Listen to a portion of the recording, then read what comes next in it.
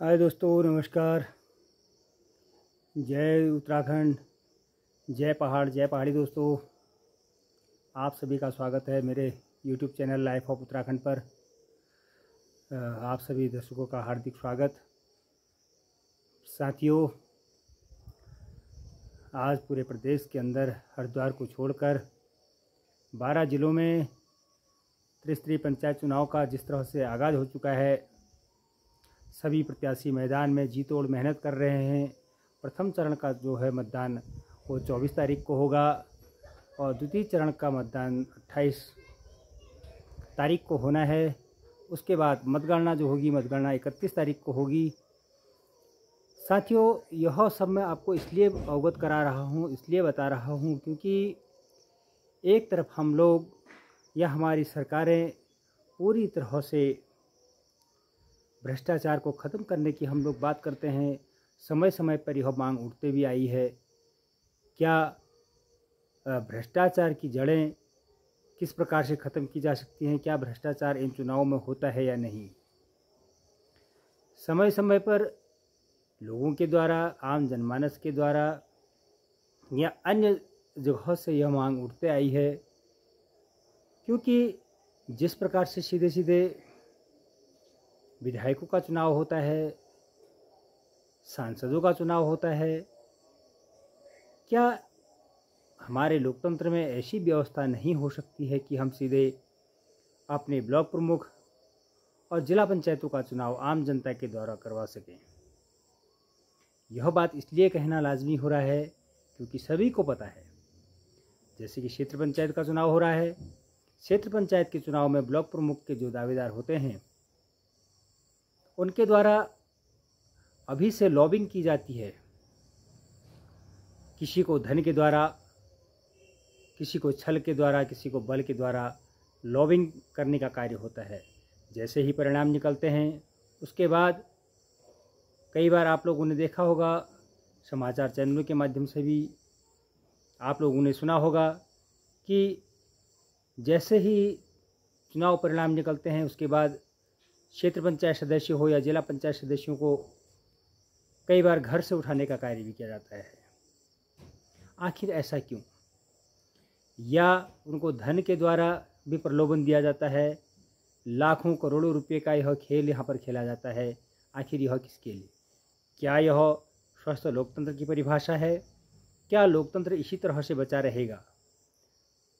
जिस लोकतंत्र की हम बात करते हैं, क्या उस लोकतंत्र में यह कहीं पर भी वर्णित किया गया है कि आप धन का इस्तेमाल करके या बल का इस्तेमाल करके या छल का इस्तेमाल करके उन सदस्यों को आप घरों से उठाने का कार्य करें, उसके बाद उनको अन्यत्र स्थानों पर ले जाकर उनको एक प्रकार से बंदी बनाने का कार्य किया जाता है? क्या यह हमारे लोकतंत्र की परिभाषा है? क्या हम इसी प्रकार से अपने लोकतंत्र को जीवित रख पाएंगे? मैं आप सबके माध्यम से अपनी सरकारों से भी निवेदन करना चाहूँगा कि यह खेल तुरंत बंद होना चाहिए, क्योंकि जहाँ पर राजनीति में जबकि सेवा का यह अवसर होता है, राजनीति को कहा गया है कि राजनेता का मतलब होता है कि जनता की सेवा करने के लिए जनसेवक का कार्य वो करे। अभी नारे दिए जाते हैं कि आप सेवक चुनिए, बेटा चुनिए, और कई प्रकार के नारे हमको दिए जाते हैं आम जनता को। क्या यह वहाँ पर परिलक्षित हो पाते हैं? क्योंकि लाखों करोड़ों रुपए का यह जो धंधा होता है, वह आखिर किसकी सह पर होता है? क्या हमारी सरकारों को इसकी भनक नहीं है? यह एक हमारी लोकतांत्रिक व्यवस्था में लोकतांत्रिक व्यवस्था की कार्यप्रणाली पर उंगली उठाने का कार्य करता है।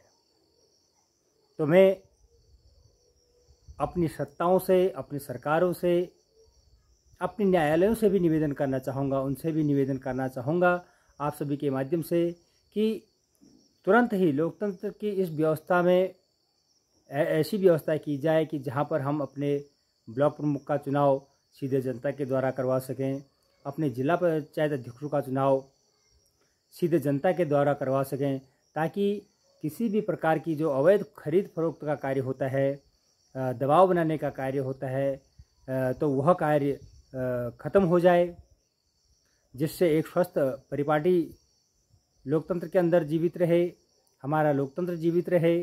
क्योंकि लोकतंत्र की हत्या करने का कार्य इसी प्रकार से होता है, जहाँ पर क्योंकि जब हमारे निर्वाचित सदस्यों को उनके घरों से उठाने का कार्य होता है और अन्य जगहों पर ले जाया जाता है, और उसके बाद उनसे वोट डलवाकर, चाहे वो धन के प्रयोग से हो या बल के प्रयोग से हो, यह भी काफ़ी निंदनीय विषय है। तो मैं आप सभी जनमानस के द्वारा जो भी मेरी वीडियो को देखें, उन सभी से निवेदन करना चाहूँगा कि मेरी इस वीडियो को, अगर आप सहमत हैं, इससे मेरी बातों से सहमत हैं, तो इसे आगे बढ़ाने का कार्य कीजिए, ताकि यह हमारी सत्ता तक पहुँच सके।